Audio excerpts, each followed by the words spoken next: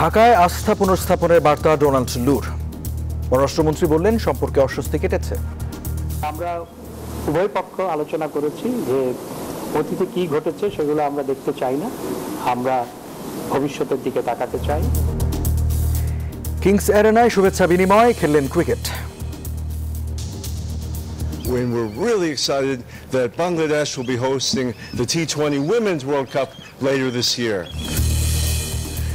নারীকে গড়তে হবে পরিবর্তনের চালিকা শক্তি হিসেবে বললেন প্রধানমন্ত্রী। জনসংখ্যাকে জনশক্তিতে রূপান্তরে কাজ করছে সরকার। ঢাকা ও ডাবলিনে খুলবে দুই দেশের কূটনৈতিক মিশন। আয়ারল্যান্ডের সাথে বাণিজ্য বিনিয়োগ সহ বিভিন্ন খাতে সমঝোতা স্মারক সই। স্বাগত জানাচ্ছি প্রবাসী নিউজ 24 সংবাদে। সঙ্গে আছে আমি রঞ্জু ইফতেখার। দেখছিলেন ওয়ালটন ননস্টপ মিলিয়নিয়ার অফার। সংবাদ শিরোনাম, এবার বিস্তারিত। বাংলাদেশের সাথে বিশ্বাসের সম্পর্ক পুনঃস্থাপন করতে চায় যুক্তরাষ্ট্র। সে লক্ষ্যেই এবারের সফর বলে জানিয়েছেন দেশটির অ্যাসিস্ট্যান্ট সেক্রেটারি ডোনাল্ড লু। সফরের দ্বিতীয় দিনে পররাষ্ট্রমন্ত্রী ও পররাষ্ট্র সচিবের সাথে বৈঠক করেন তিনি। পররাষ্ট্রমন্ত্রী বলেন, দ্বিপাক্ষিক সম্পর্কের অস্বস্তি কাটিয়ে সামনে এগিয়ে যেতে একমত দুই দেশ। দ্বাদশ জাতীয় নির্বাচনের পর গত 4 মাসে যুক্তরাষ্ট্র বাংলাদেশের সম্পর্ক নিয়ে নতুন করে ভাবনার কথা শোনা গেছে দুদিক থেকেই। সেই ধারাবাহিকতায় যুক্তরাষ্ট্রের দক্ষিণ ও মধ্য এশিয়া বিষয়ক অ্যাসিস্ট্যান্ট সেক্রেটারি ডোনাল্ড লুর এবারের ঢাকা সফর। বুধবার পররাষ্ট্রমন্ত্রীর সাথে ঘণ্টাব্যাপী বৈঠক করেন যুক্তরাষ্ট্রের পররাষ্ট্র দপ্তরের অন্যতম শীর্ষ এই কর্মকর্তা। দ্বিপাক্ষিক সম্পর্কের অস্বস্তি কাটিয়ে কিভাবে সামনের দিকে এগিয়ে যাওয়া যায় তাই ছিল মূল আলোচনা। গণমাধ্যমের মুখোমুখি হয়ে ডোনাল্ড লুয়ের স্পষ্ট মন্তব্য, ঢাকার সাথে বিশ্বাসের সম্পর্ক পুনর্নির্মাণ করতে চায় Washington. I visited Bangladesh these last 2 days in order to try to rebuild the trust between our peoples. We have lots of hard issues. RAB sanctions. We have labor reforms. We have human rights and business climate reforms. But in order to work on the hard issues, we want to build up the cooperation we have on positive issues. Donald লু জানান, দুর্নীতি, সুশাসন, স্বচ্ছতা নিয়ে দুই দেশ কিভাবে একসাথে কাজ করতে পারে তাও আছে আগামীর ভাবনায়। We can do to promote transparency of governments, to promote accountability of officials who may have committed acts of corruption, and we recently were invited by the minister to help Bangladesh broaden its tax base so that all Bangladeshis are paying their fair share. নির্বাচন, মানবাধিকার এসব ইস্যুর বদলে সম্পর্কের ইতিবাচক দিকগুলো নিয়ে আলোচনা হয়েছে বলে জানান পররাষ্ট্রমন্ত্রী। বলেন, র্যাবের নিষেধাজ্ঞা প্রত্যাহার একটি সময় সাপেক্ষ প্রক্রিয়া। উভয় পক্ষ আলোচনা করেছি যে অতীতে কি ঘটেছে সেগুলো আমরা দেখতে চাই না, আমরা ভবিষ্যতের দিকে তাকাতে চাই। র্যাবের কিছু ব্যক্তি বিশেষের উপর যে স্যাংশন হয়েছিল সেটি আমাদের সম্পর্কের ক্ষেত্রে প্রভাব তো ফেলেছিল, তো এটি উগ্র হলে, কিন্তু সেটি নিয়ে আমাদের ফরেন অফিসের সাথে আলোচনা হয়েছে যে সেটি দীর্ঘ প্রক্রিয়ার মাধ্যমে সেটি হয়েছিল, সেই উড্রয়ালের প্রক্রিয়াটাও একটু লম্বা। এর আগে রাষ্ট্রীয় অতিথি ভবন পদ্মায় পররাষ্ট্র সচিব মাসুদ বিন মোমেনের সাথেও বৈঠক করেন ডোনাল্ড লু। নাহিদ হোসেন, নিউজ 24, ঢাকা। বাংলাদেশের সাথে জলবায়ু পরিবর্তন বিষয়ে এবং পরিবেশ রক্ষার বিভিন্ন খাতে এক হয়ে কাজ করবে যুক্তরাষ্ট্র। সচিবালয়ে পরিবেশ মন্ত্রীর সাথে বৈঠকে এসব কথা বলেন মার্কিন অ্যাসিস্ট্যান্ট সেক্রেটারি ডোনাল্ড লু। যুক্তরাষ্ট্রের দক্ষিণ ও মধ্য এশিয়া বিষয়ক অ্যাসিস্ট্যান্ট সেক্রেটারি ডোনাল্ড লুর সাথে বৈঠক শেষে একথা জানান পরিবেশ মন্ত্রী। সাবের হোসেন চৌধুরী বলেন, জলবায়ু পরিবর্তনে অভিন্ন ইস্যুতে দুই দেশ একমত হয়েছে। বৈঠকে জলবায়ু টেকসই উন্নয়ন ও দ্বিপাক্ষিক সম্পর্কের বিষয়েও কথা হয়, তবে আলোচনায় স্থান পায়নি রাজনীতি, জানান পরিবেশ মন্ত্রী।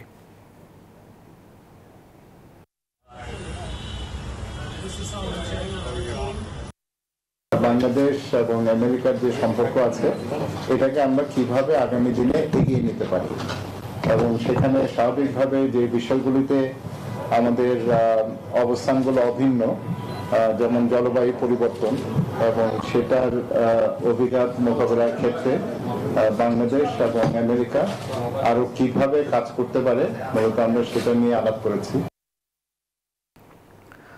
বসুন্ধরা কিংস অ্যারেনা পরিদর্শন করেছেন সফররত মার্কিন অ্যাসিস্ট্যান্ট সেক্রেটারি ডোনাল্ড লু। এ সময় তাকে স্বাগত জানান বসুন্ধরা গ্রুপের vice chairman Safwan Sobhan. Donald লু বাংলাদেশ দলকে শুভেচ্ছা জানানোর পাশাপাশি নারী দলের সাথে খেলেন ক্রিকেট।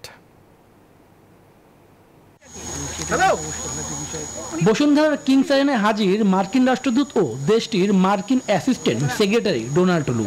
এ সময় তাদের স্বাগত জানান সবার মধ্যমণি বসুন্ধরা গ্রুপের ভাইস চেয়ারম্যান সাফওয়ান সোবহান, ছিলেন রংপুর রাইডার্সের চেয়ারম্যান মোস্তফা আজাদ মহিউদ্দিন। হাঁস এবং লুকে ব্যাট জার্সি দিয়ে বরণ করে নেন নারী ক্রিকেটাররা।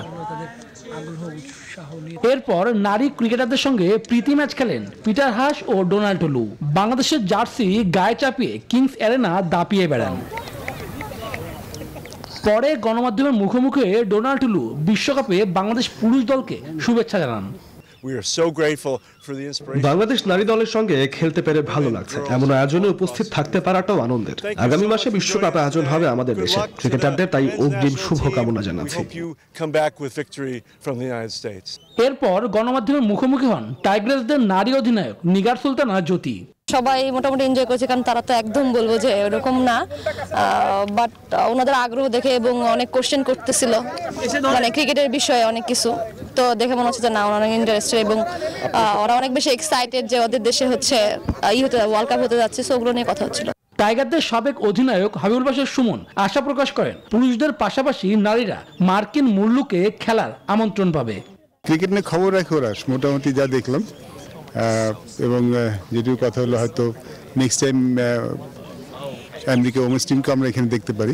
বসুন্ধরাকে thanks definitely, always because Bashundhara স্পোর্টসের সাথে খুব ভালোভাবেই জড়িয়ে আছে এবং যেই মানসম্মত স্টেডিয়াম দরকার খেলার জন্য বসুন্ধরাতে আসলে সেটা আমরা পাই।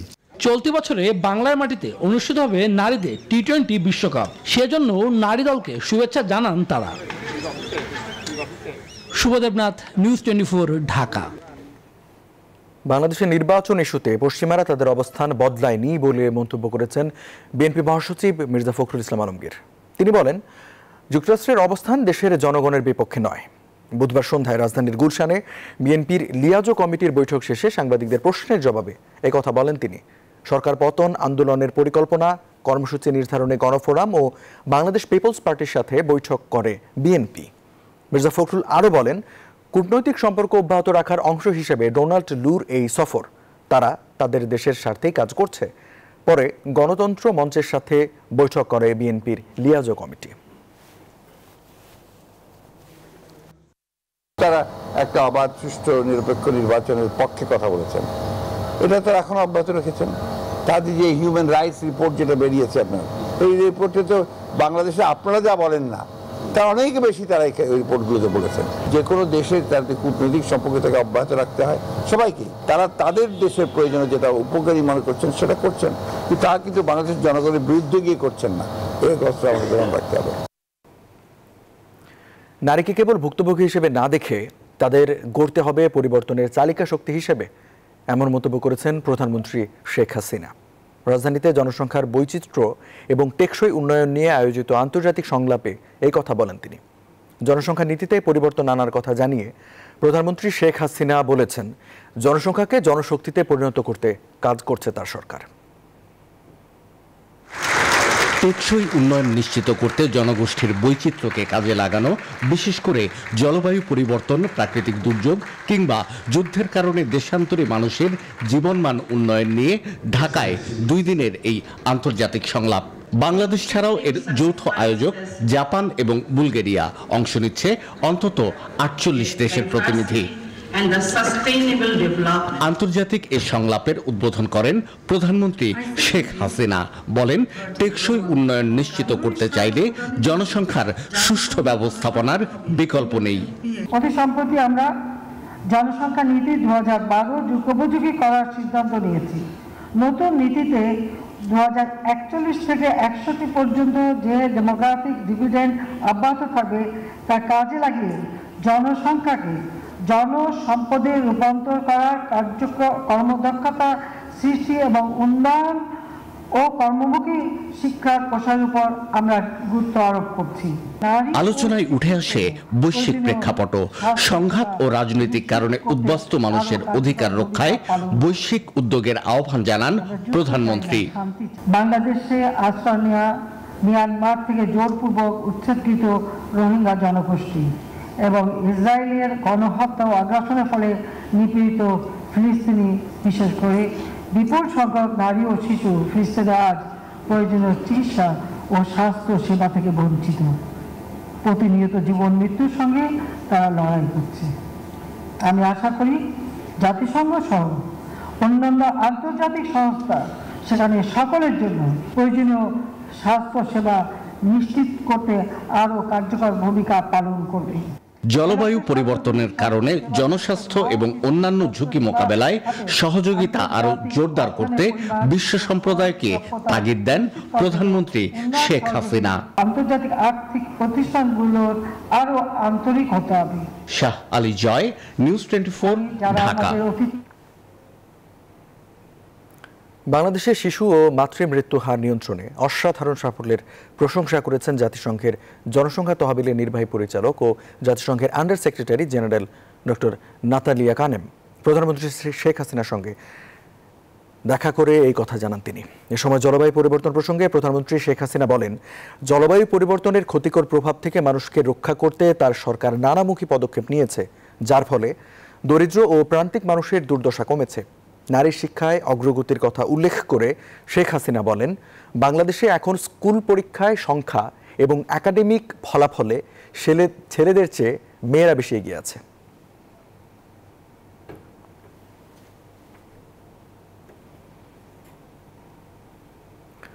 প্রথমবার বাংলাদেশের সরকারি প্রতিনিধির সাথে আইরিশ সরকারের দ্বিপাক্ষিক সমঝোতা সভা অনুষ্ঠিত হলো আয়ারল্যান্ডের রাজধানী ডাবলিনে, যাতে বাংলাদেশের কর্ম ও বাণিজ্য সহ বিভিন্ন উন্নয়নমূলক কর্মকাণ্ড নিয়ে MOU স্বাক্ষরিত হয়, যা অদূর ভবিষ্যতে বাংলাদেশের জন্য সুফল বয়ে আনবে। আয়ারল্যান্ড থেকে বিস্তারিত জানাচ্ছেন সমীর কুমার ধর। ডাবলিনের সরকারি সভায় আসেন পররাষ্ট্র সচিব মাসুদ বিন মোমেন এবং যুক্তরাজ্য এবং আয়ারল্যান্ডের বাংলাদেশের হাই কমিশনার সাইদা মুমতাজনিম। প্রথম দিন রাজধানী ডাবলিনের ক্যাসেল নক হোটেলে প্রবাসী বাংলাদেশিদের সাথে সৌজন্যতা সাক্ষাৎকার করেন উভয়ে।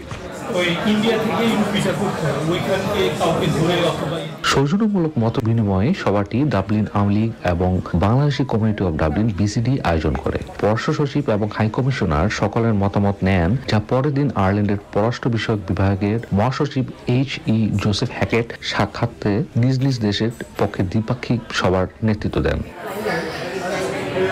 দ্বিপাক্ষিক সভার আগে দুই পররাষ্ট্র সচিব দুই পররাষ্ট্র দপ্তরের মধ্যে নিয়মিত দ্বিপাক্ষিক সভার একটি MOU স্বাক্ষর করেন। দ্বিপাক্ষিক সভায় উভয় পক্ষে তাদের রাজনৈতিক সম্পর্ক আরো গভীর করতে বাণিজ্য ও বিনিয়োগ, ICT, শিক্ষার্থীর জন্য শিক্ষার সুযোগ বাড়ানো এবং বাংলাদেশ থেকে আয়ারল্যান্ডে পেশাদার ও দক্ষ শ্রমিকদের কর্মসংস্থানের সুযোগ বৃদ্ধি, জলবায়ু পরিবর্তনের ক্ষেত্রে সহযোগিতার ক্ষেত্রে সম্মত হয়েছে। এছাড়া ভিসা প্রক্রিয়া সহজ করার ক্ষেত্রে সম্মত হয়েছে। এই মিটিং এর গুরুত্ব হচ্ছে গিয়ে যে আমাদের দ্বিপাক্ষিক সম্পর্কের সবগুলো বিষয় নিয়ে আমরা এখানে আলোচনা করতে পারি। আয়ারল্যান্ড বাংলাদেশের জন্য একটি অত্যন্ত সম্ভাবনাময় দেশ হিসেবে আবির্ভূত হচ্ছে এবং তারাও দেখছে যে বাংলাদেশ এগিয়ে যাচ্ছে। ইংলিশ স্পিকিং কান্ট্রি পুরো বিশ্বে এখন 6টি আছে, তার মধ্যে আয়ারল্যান্ড একটি। আমাদের তরুণ প্রজন্মকে বেছে নিতে বলবো, কারণ আয়ারল্যান্ডে এই সবগুলো দেশে যেগুলোর নাম বললাম তার থেকে খরচ কম।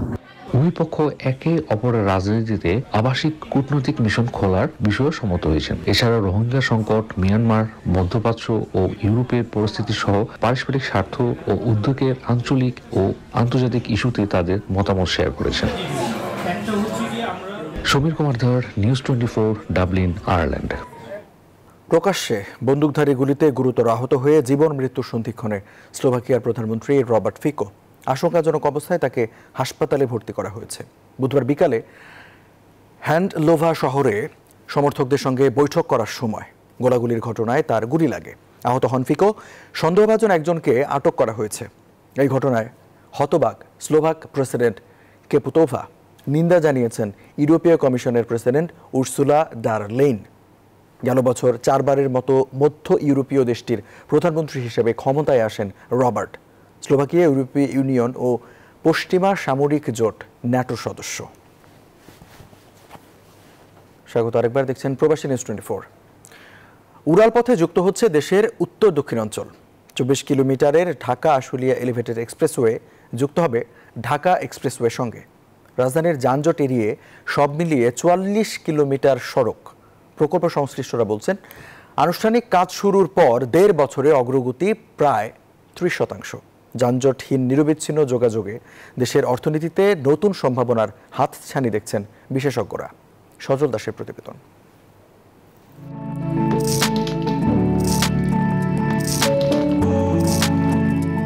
ঢাকা টাঙ্গাইল মহাসড়কের এই শ্রীপুর থেকে যাত্রা শুরু করবে ঢাকা আশুলিয়া এলিভেটেড এক্সপ্রেসওয়ে, যা 24 কিলোমিটার পথ পেরিয়ে যুক্ত হবে ঢাকা এলিভেটেড এক্সপ্রেসওয়ের সঙ্গে। সব মিলিয়ে 44 কিলোমিটারের এক নিরবিচ্ছিন্ন সড়ক পথ তৈরি হবে ঢাকা চট্টগ্রাম মহাসড়কের কুতুবখালী পর্যন্ত। প্রকল্পের নকশা অনুযায়ী সাভার ইপিজেড থেকে বাইপাইল, জিরাবো, আশুলিয়া, ধৌর, আব্দুল্লাপুর, উত্তরা হয়ে 24 কিলোমিটার উড়াল সড়ক বিমানবন্দরের কাওলা অংশে যুক্ত হবে ঢাকা এলিভেটেড এক্সপ্রেসওয়ের সঙ্গে, যেখানে বিভিন্ন পয়েন্টে থাকবে 14টি ওঠানামার পথ। 2022-এর নভেম্বরে শুরুর পর গেল 1.5 বছরে অনেকটাই দৃশ্যমান এই প্রকল্পের কাজ। সরেজমিন প্রকল্প এলাকা ঘুরে দেখা গেছে, ঘন বসতিপূর্ণ ব্যস্ততম শিল্পাঞ্চল হওয়ায় বাইপাইল, জিরাবো, আশুলিয়া অংশে কাজ এগোচ্ছে নানা চ্যালেঞ্জ মোকাবেলা করে। যদিও উত্তরা, আব্দুল্লাপুর, ধৌর হয়ে আশুলিয়া বাজার পর্যন্ত কাজের অগ্রগতি চোখে পড়ার মতো। মাথা তুলেছে পাইল, উঠতে শুরু করেছে গার্ডারও। আমাদের প্রায় 1.5 বছর কাজ শুরু হয়েছে এবং ইন দ্য মিড টাইমে আমাদের প্রায় 6 মাস লেগেছে এটা প্রি ওয়ার্ক করতে, স্টেক ইয়ার্ড করা, তাদের বাসাবাড়ি করা। তারপরে মোটামুটি আমরা 1 বছর ধরেই কাজ করছি, এতে আমাদের অগ্রগতি প্রায় 30% আগে। যোগাযোগ বিশেষজ্ঞরা বলছেন, ঢাকা আশুলিয়া এলিভেটেড এক্সপ্রেসওয়ের সরাসরি সুবিধা পাবেন দেশের 30 জেলার মানুষ। পণ্য ও যাত্রী পরিবহনের মাধ্যমে দেশের মোট দেশজ উৎপাদন ও জিডিপি 0.22% বাড়বে বলেও আশা এই বিশেষজ্ঞের। সময়বদ্ধতা কিন্তু খুবই গুরুত্বপূর্ণ। আমি ডেলিভারি পয়েন্টে যদি সময় মতো ডেলিভারি না করতে পারি, এই যে জিডিপির গ্রোথের যে আমরা কথা বলছি, সেখানে কিন্তু ধাক্কা লাগে। তো সেই হিসেবে আমি দেখছি যে আমাদের ঢাকা আসলে এলিভেটেড এক্সপ্রেসওয়ে এটা আমার এই করিডোরের একটা উপযোগিতা তৈরি করবে। প্রকল্পটি জাতীয় অর্থনৈতিক পরিষদের নির্বাহী কমিটিতে 2017 সালে অনুমোদন পেলেও কাজ শুরু হতেই কেটে যায় 5 বছর। 17,553 কোটি 4 লাখ টাকা ব্যয়ে নির্মিত প্রকল্পটি শেষ করার কথা রয়েছে 2026 সালের জুনে। সজল দাস, নিউজ 24, ঢাকা। সারা দেশে নো হেলমেট, নো ফুয়েল কার্যকরের নির্দেশ দিয়েছেন সড়ক পরিবহন ও সেতুমন্ত্রী ওবায়দুল কাদের। এছাড়া রাজধানীতে ব্যাটারি চালিত কোনো রিকশা চলতে না দেওয়ারও নির্দেশ দেন মন্ত্রী। বনানীতে বিআরটি এর কার্যালয়ে এক সভায় এমন নির্দেশনা দেন সড়ক পরিবহন মন্ত্রী। এদিকে সড়কে গতিসীমা নির্দেশিকা দ্রুত সময়ের মধ্যে স্থাপনের দাবি জানিয়েছেন নিরাপদ সড়ক চাই আন্দোলনের নেতারা। 1.5 দশকে দেশ জুড়ে সড়ক মহাসড়কে ব্যাপক উন্নয়ন হলেও থামছে না দুর্ঘটনা। ঈদের আগে সড়কে মৃত্যুর ঘটনায় স্বজনদের মতো জনপ্রতিনিধি হিসেবে ভাবায় সড়ক পরিবহন ও সেতুমন্ত্রী ওবায়দুল কাদেরকেও। দুর্ঘটনা নিয়ন্ত্রণ, যানজট নিয়ন্ত্রণ। বুধবার বাংলাদেশ সড়ক পরিবহন কর্তৃপক্ষ আইন 2017-এর অধীনে গঠিত উপদেষ্টা পরিষদের প্রথম বৈঠকে কাদের বলেন, হেলমেট ছাড়া কোনো ফুয়েল দেবেন না। একই সাথে রাজধানীতে ব্যাটারি চালিত রিকশা চলতে না দেওয়ার নির্দেশ দেন মন্ত্রী। নো হেলমেট, নো ফুয়েল, এই নীতিতে আমরা যাব, এটা একটা সিদ্ধান্তই আমরা নিলাম। ব্যাটারি চালিত কোনো গাড়ি যেন ঢাকা সিটিতে না চলে, এ ব্যাপারে শুধু নিষেধাজ্ঞা আরোপ নয়, এগুলো চলতে যাতে না পারে সে ব্যবস্থা করতে হবে।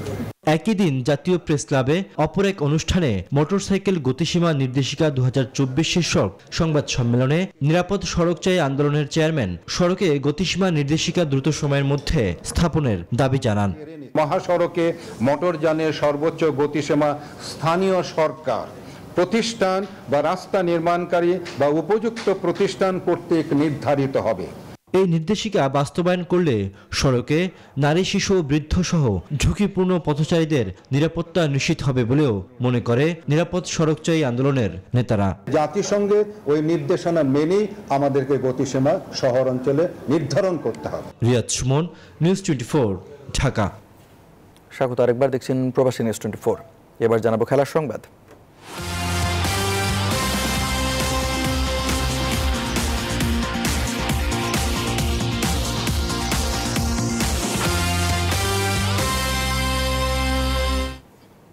শান্ত লিটনদের অফ ফর্ম, তাসকিনের ইনজুরি আর জিম্বাবুয়ের বিপক্ষে সিরিজ জয়ের আত্মবিশ্বাস, এসব নিয়ে টি-20 বিশ্বমঞ্চে যাচ্ছে টাইগাররা। মিরপুরে আনুষ্ঠানিক ফটো সেশন শেষে সংবাদ সম্মেলনে অধিনায়ক নাজমুল শান্ত আকাশ ছোঁয়া কোনো স্বপ্নের কথা শোনাননি। আপাতত গ্রুপ পর্বের ম্যাচগুলোতে ভালো ক্রিকেট খেলতে চান, আর ব্যক্তিগত পারফরমেন্স নিয়ে দুশ্চিন্তা থাকলেও ভালো প্রস্তুতির দাবি হাথুর সিংহের। রাতে 1:40-এ বিশ্বকাপ খেলতে যুক্তরাষ্ট্রের পথে রওনা হবে টাইগাররা। এক ফ্রেমে বাংলাদেশের বিশ্বকাপ স্কোয়াড, এবার আর নেই অপূর্ণতা। গেল কয়েক আসরের মতো সাকিব এবার মিস করেননি আনুষ্ঠানিক ফটো সেশন, হয়ে রইলেন সবার মধ্যমণি, যেখানে উপস্থিত বোর্ড সভাপতি সহ বিসিবি কর্তারা। বিশ্বমঞ্চে ছোট ছোট লক্ষ্য পূরণ করে গ্রুপ পর্বে পার করতে চান অধিনায়ক নাজমুল শান্ত। তার মতে টি-20-তে কোনো ছোট দল বড় দল নেই। আশা তো করছি যে এবার ভালো কিছু হবে, কারণ প্রিপারেশন বা আমাদের টিমের কম্বিনেশন অনুযায়ী আমার মনে হয় খুব ভালো একটা দল। বাট ভালো খেলাটা খুব জরুরি, ওই দিনে যার যার দায়িত্ব আছে ওই দায়িত্বটা পালন করাটা খুব জরুরি। আমার মনে হয় এটা নিয়ে সবাই ইন্ডিভিজুয়াল প্ল্যান করে এবং চিন্তাও করে যে কিভাবে আমি টিমকে দিতে পারবো। তো আমি এটা আশা করি যে এবার হয়তো সবাই ওটা ডেলিভার করবেন। বিশ্বকাপে নিজের ডেপুটিকে নিয়ে ভাবছেন না শান্ত। তার আশা ইনজুরি কাটিয়ে প্রথম ম্যাচ থেকেই এই ফাস্ট বোলারকে দলে পাবেন তিনি। এছাড়া লেগি রিশাদের প্রশংসাও তার কণ্ঠে। এখন পর্যন্ত আশাই করছি না যে তাসকিন থাকবে না, আমরা আশা করছি যে তাসকিন সুস্থ হয়ে যাবে, প্রথম ম্যাচ থেকে অ্যাভেলেবেল থাকবে। যদি না থাকতে পারে তাহলে এটা অবশ্যই আমাদের টিমের one of the best bowler এবং মেইন বোলার আমি বলবো। জিম্বাবুয়ে সিরিজে রান নেই লিটন শান্তর, টানা অফ ফর্মে। এসব নিয়ে দুশ্চিন্তা থাকলেও দলের প্রস্তুতি নিয়ে সন্তুষ্ট টাইগার মাস্টারমাইন্ড হাথুর সিংহে। আমাদের প্রস্তুতি মনে হয় খুব ভালো। জিম্বাবুয়ের বিপক্ষে আমরা সুযোগ দিয়েছি বেশিরভাগ খেলোয়াড়কে, আমরা কিছু জায়গা এক্সপোজ করছি, কিন্তু কিছু ব্যক্তিগত পারফরমেন্স নিয়ে চিন্তার জায়গা আছে। তবে এর বাইরে আমাদের প্রস্তুতি বেশ ভালো। এর আগে অবশ্য মিরপুরের সবুজ গালিচায় দেশের মাটিতে নিজেদের শেষ অনুশীলন করেছে টাইগাররা। ব্যাটিং বোলিং নয়, ফিল্ডিংয়ে মনোনিবেশ করেছেন নাজমুল শান্তরা। ইমরান হোসেন, নিউজ 24, ঢাকা। টি-20 বিশ্বকাপ খেলতে যাওয়ার আগে মিরপুরে বিশ্বকাপ স্কোয়াডে থাকা ক্রিকেটারদের সঙ্গে ফটো সেশন করেছেন বিসিবি সভাপতি নাজমুল হাসান পাপন। ক্রিকেটারদের সঙ্গে দেখা করে তিনি বলেন, সাহস নিয়ে বিশ্বকাপ খেলতে হবে, প্রত্যাশা কম রাখার সুযোগ নেই।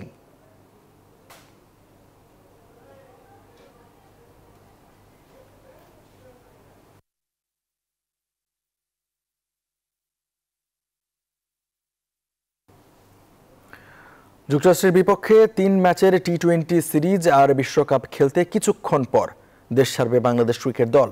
যাওয়ার আগে দেশবাসীর কাছে দোয়া চেয়েছেন ক্রিকেটাররা। আগামী 21শে মে মার্কিনীদের বিপক্ষে প্রথম টি-20-তে মুখোমুখি হবে টাইগাররা। এরপর 23 ও 25 তারিখ মাঠে গড়াবে বাকি 2 ম্যাচ। টি-20 বিশ্বকাপে বাংলাদেশের প্রথম ম্যাচ 8ই জুন, প্রতিপক্ষ শ্রীলঙ্কা। বিমানবন্দরে ক্রিকেটারদের এক নজরে দেখতে ভক্তদের জটলা, সেজন্য নিরাপত্তার কড়াকড়িও ছিল বেশি। যুক্তরাষ্ট্রের বিমান ধরতে সবার আগে আসেন টাইগারদের সহকারী কোচ নিক পোথাস, এরপর আসেন ওপেনার লিটন দাস। ক্যাপ্টেন নাজমুল শান্ত নিরাপত্তার কথা মাথায় রেখেই মুখে মাস্ক লাগিয়ে বিমানবন্দরে প্রবেশ করেন। শেখ মাহিদি, রিশাদ হোসেন, তানভীর ইসলামদের প্রথম টি-20 বিশ্বকাপ। দেশবাসীর কাছে তারাও দোয়া চেয়ে গেলেন। সদ্য সহঅধিনায়কের দায়িত্ব পাওয়া তাসকিন আহমেদ ইনজুরি নিয়েই বিশ্বকাপের বিমান ধরেন। যাওয়ার আগে অল্প কথাই জানিয়ে গেলেন নিজের অনুভূতি। আল্লাহ যাতে সুস্থ রাখে। থ্যাংক ইউ, দোয়া করেন সবাই, দোয়া করেন। ভালো লাগতেছে। তবে সাকিব আল হাসান ও মোস্তাফিজুর রহমান এদিন আর এ পথ মারাননি, অন্য পথ দিয়েই প্রবেশ করেন বিমানবন্দরের লাউঞ্জে। শুভদেবনাথ, নিউজ 24, ঢাকা। এই ছিল প্রবাসী নিউজ 24 সংবাদে। এতক্ষণ সাথে থাকার জন্য ধন্যবাদ সবাইকে।